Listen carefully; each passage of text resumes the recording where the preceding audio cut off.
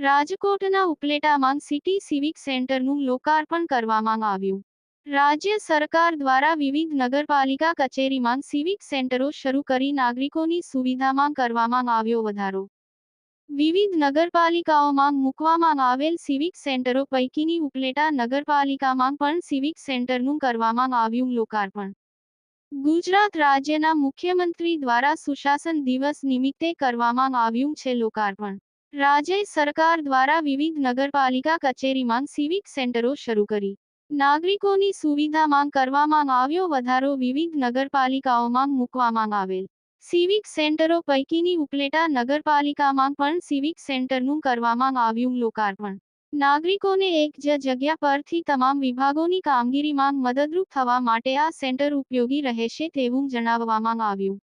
Reporter વિપુલ Dhamecha, news 14 Upleta. Upleta નગરપાલિકા chief officer આજરોજ 25 ડિસેમ્બરના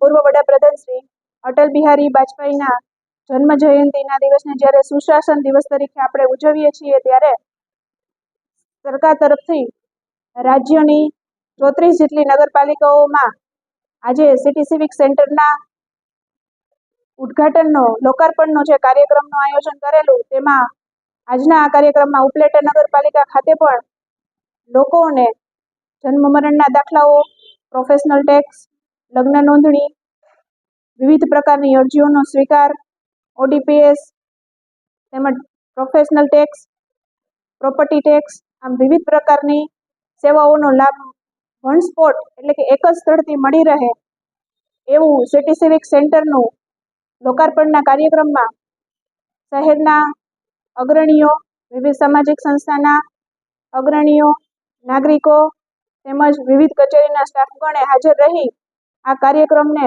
સફળ બનાવવામાં આવેલો હતો.